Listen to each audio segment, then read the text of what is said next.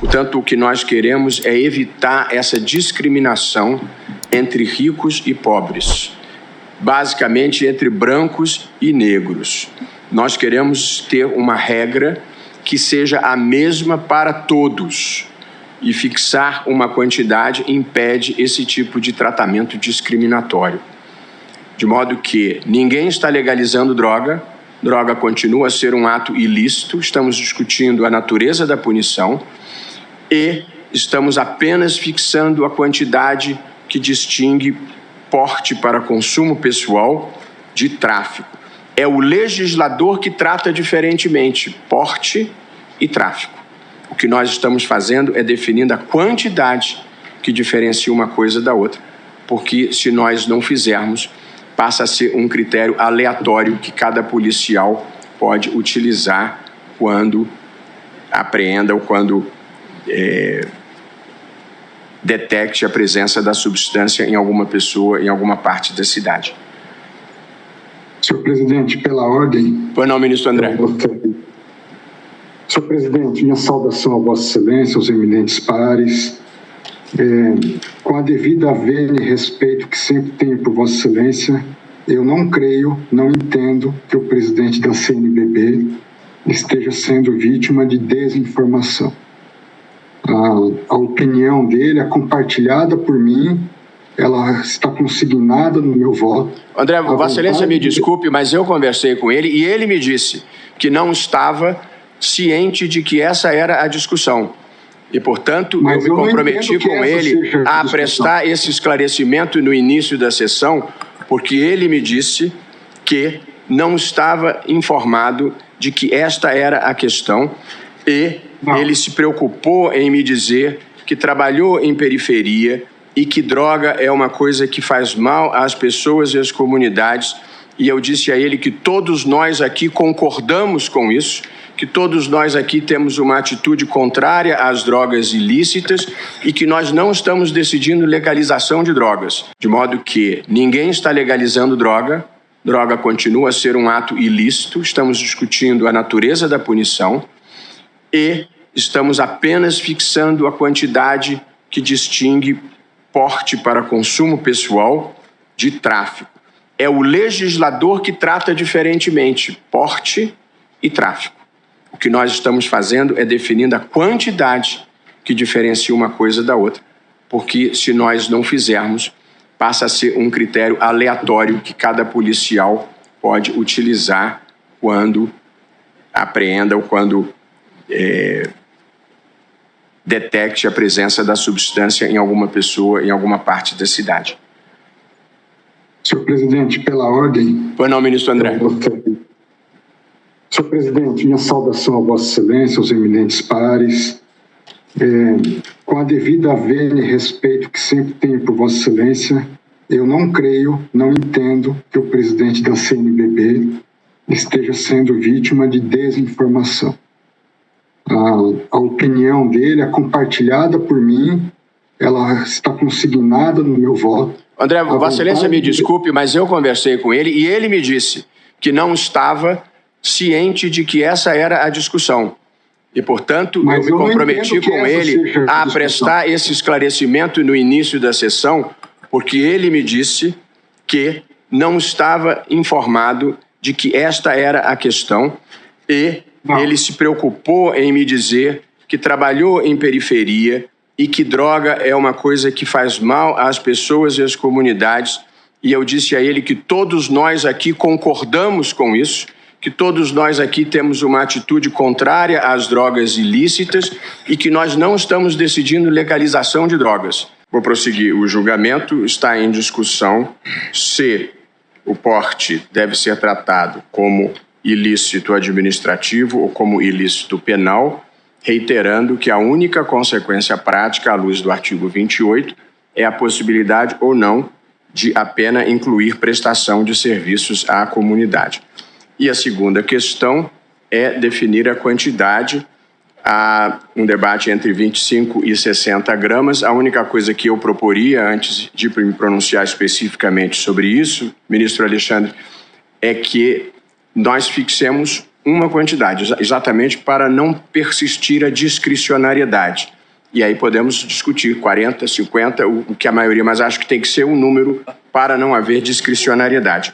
Como ressaltou de forma inequívoca o ministro relator Gilmar Mendes, e agora na abertura da sessão, Vossa Excelência, e aqui eu quero frisar, não há nenhum gesto do tribunal em direção à liberação de qualquer tipo de drogas ou entorpecentes, nem mesmo nenhuma espécie de avanço indevido sobre as competências do Congresso Nacional.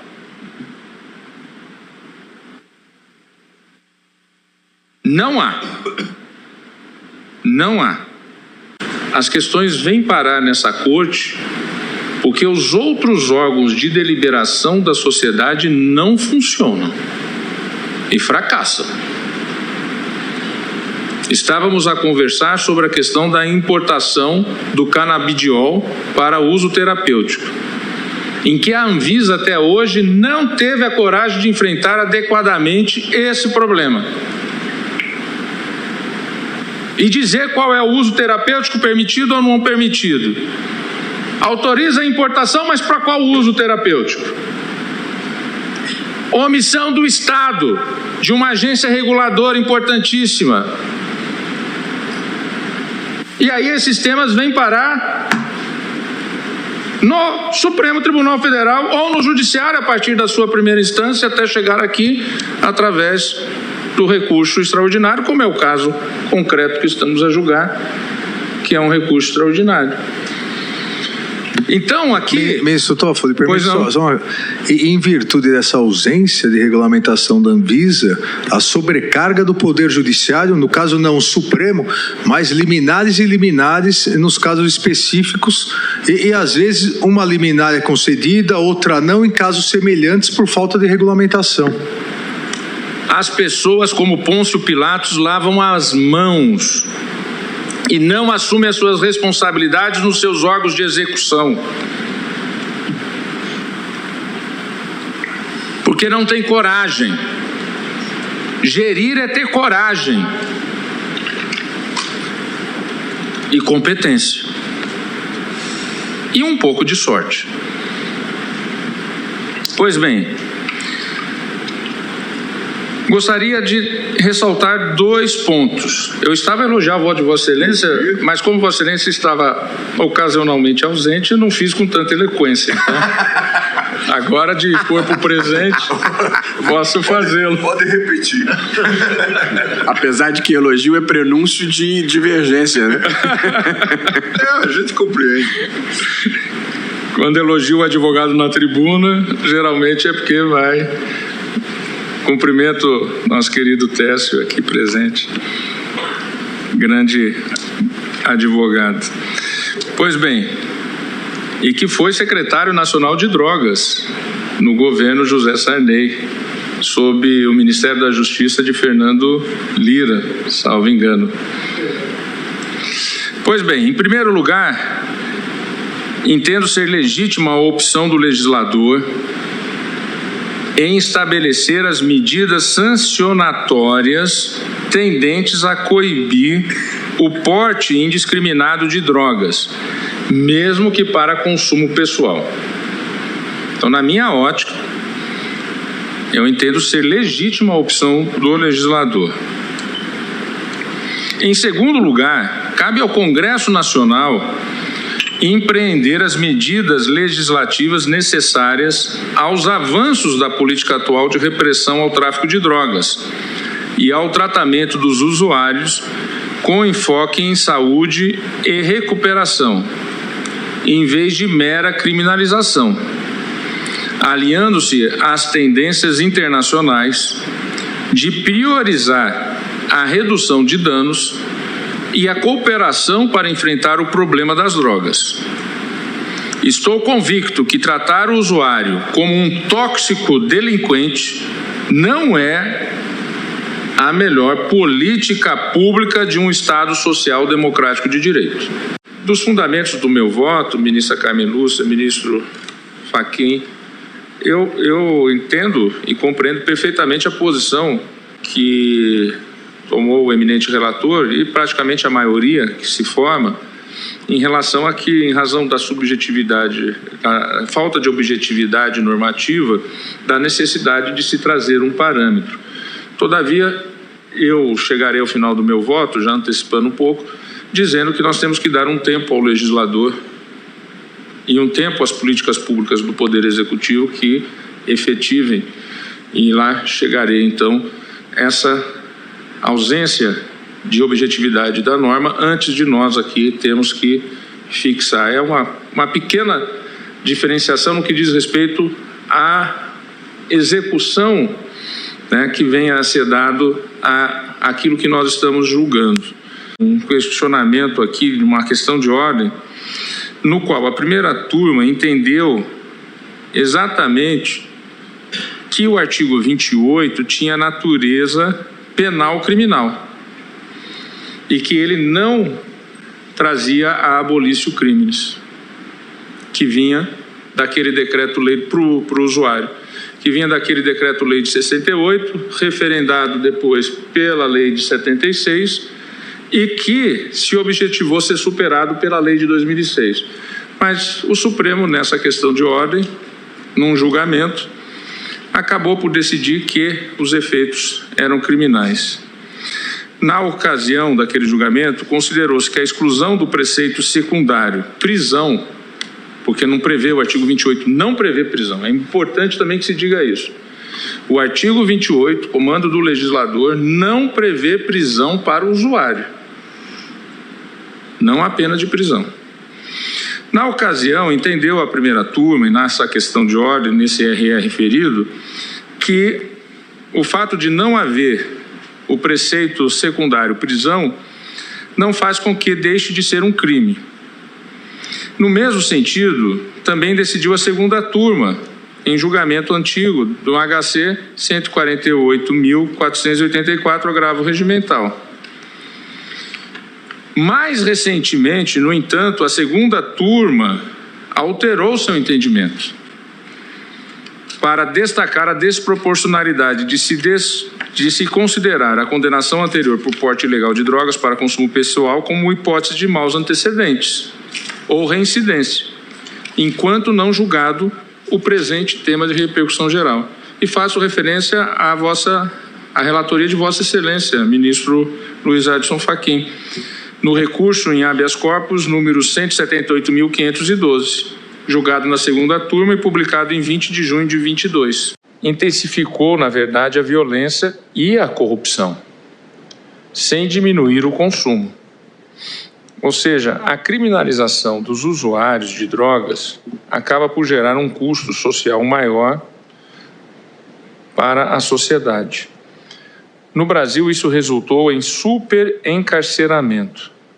Em 2006, a população carcerária era de 321.435 presos. 10 anos depois, em 2016, esse número subiu para 722.120, um aumento de 224%. E a lei é de 2006, daí o dado, portanto, referencial do ano de 2006. Especificamente, os presos por tráfico de drogas, nesse período, aumentaram 336%. Ou seja, a média de aumento de encarceramento em relação a todos os delitos e ilícitos cometidos foi de 224% entre 2006 e 2016. No caso do tráfico de drogas, e dentre esses, muitos que são usuários acabaram por ser classificados como traficantes, daí a discussão que se coloca aqui, aumentaram no período 336%. Ministro Toffoli, Vossa Excelência concede brevíssima parte. Eu não tenho dúvida quanto à linha, como manifestei no início, de que há de ocorrer essa distinção entre porte, tráfico, enfim, na linha do 28 do 33 da lei, e que de fato houve esse ardil, essa manobra, entre aspas, hermenêutica, para punir os de sempre. E por isso mesmo é claro que essas medidas despenalizadoras ou descriminalizadoras são consentâneas com um fato óbvio. Ninguém cogita de prender um alcoólatra. Eu nunca vi ninguém chegar e dizer, vamos prender o alcoólatra. Então, é claro que eu compartilho com esse ponto de vista. E, evidentemente, externamente a essa lide, mas com pertinência, em outro momento vamos ter que debater, ou em outro processo, ou na concretização desse mesmo, é que esse período a que Vossa Excelência se refere, pós-2006, é o período de maior fortalecimento das facções, das duas grandes facções que hoje tomam conta do Brasil e operam até internacionalmente. Então, esse fenômeno, quer dizer, a reação a uma política errada, como Vossa Excelência mencionou, oriunda dos Estados Unidos, dos anos 70, foi adaptada indevidamente no Brasil e, ao mesmo tempo, esses números se incrementaram porque melhorou, entre aspas, a logística do crime organizado no Brasil. Então, é muito delicado todos os temas com os quais nós lidamos, porque, nesse caso específico, assim como o debate sobre jogos, cassinos, que vai, com toda a segurança, como Vossa Excelência bem disse, em face, inclusive, do funcionamento precário de outras instâncias da sociedade, provavelmente vai desaguar aqui de algum modo. E qual é o problema dos jogos, das drogas e dos cassinos, etc.? É essa possibilidade de interface com o crime organizado. Então, quando você altera o curso de uma política pública, como é necessário nesse caso fazer, é preciso ter cuidado com o day after, com o pós, para você, em vez de melhorar as condições da sociedade, sobretudo mais pobres, não gerar um subproduto negativo. Então, nesse período, 2006 e 2020, que Vossa Excelência usou, é o período de apogeu dessas facções e nós vamos ter que sempre refletir sobre isso, qualquer que seja o debate que nós façamos em torno dessas políticas públicas, porque é o fenômeno que realmente angustia a sociedade, sobretudo os mais pobres. As facções criminosas ameaçam os mais pobres, matam os mais pobres, porque gera uma conflagração, como nós sabemos, sem nenhum tipo de controle, de regras, perda, inclusive, de soberania de porções no nosso território. Então, eu quero, ministro Toffoli, saudar o voto profundo de Vossa Excelência, mas realçar isto. Antes, durante e depois, nós temos que pensar nesses temas que são mercado das facções, como nós conseguimos estabelecer um paradigma, uma estratégia que evite o fortalecimento das facções. Ministro Flávio, permite, ministro Toffoli, essa questão desse período, ministro Flávio, é importante, mas nós temos que olhar também sobre um outro aspecto. A alteração da legislação e o aumento só nos 2 primeiros anos da nova legislação e da reação que eu me referi anteriormente, do que antes era uso passou a ser tráfico, aumentou em 70% o número de presos. Então, Vossa Excelência tem razão quando diz que esse período iniciou e depois o apogeu da logística das facções. Só que as facções precisavam de recursos humanos, de trabalhadores. E nós, sociedade, ao criminalizarmos o uso como tráfico, nós demos de graça essa mão de obra para as facções. Isso ocorreu em São Paulo, isso ocorreu no Rio de Janeiro, isso ocorreu no Brasil todo, onde chegavam garotos de 18 a 27, 26 anos, principalmente negros, presos com pouca quantidade, obviamente garotos sem nenhum antecedente de violência. Ao chegar no presídio, obviamente o medo de sofrer sevícias, e aí as facções chegavam e diziam, nós garantimos a sua segurança, só que a partir de agora você é da facção. Esse foi o primeiro grande erro, e um gigantesco erro que continua ano após ano, do combate à criminalidade. E o segundo, que não tem muita ligação com o assunto aqui, mas acaba tendo, foi quando decidiram transferir lideranças para presídios no Brasil todo. São Paulo já advertia que isso era um erro, você transferir liderança, seja do Comando Vermelho, seja do PCC, para outros estados, porque a partir disso eles iriam montar nos outros estados filiais, e foi exatamente o que ocorreu. Então, erro após erro, realmente, nós temos no combate ao narcotráfico internacional. Não há oposição nem diferença. É uma complementação. Pois não, e eu concordo com Vossa Excelência. Eu queria apenas saudar, na verdade, o ministro Toffoli para que, caso haja um encaminhamento para uma outra instância, após esse julgamento, esse aspecto seja observado, exatamente como o ministro Alexandre disse. Política de drogas no Brasil, sistema penitenciário e fortalecimento das facções é um bloco histórico. E por isso, ao pensar em um, você tem que pensar nos outros também. Também aproveitar e parabenizar a Vossa Excelência pelo seu voto. Obrigado, presidente. Ministro Toffoli. Obrigado à parte do ministro Flávio Dino e ministro Alexandre de Moraes, que enriquecem de maneira extrema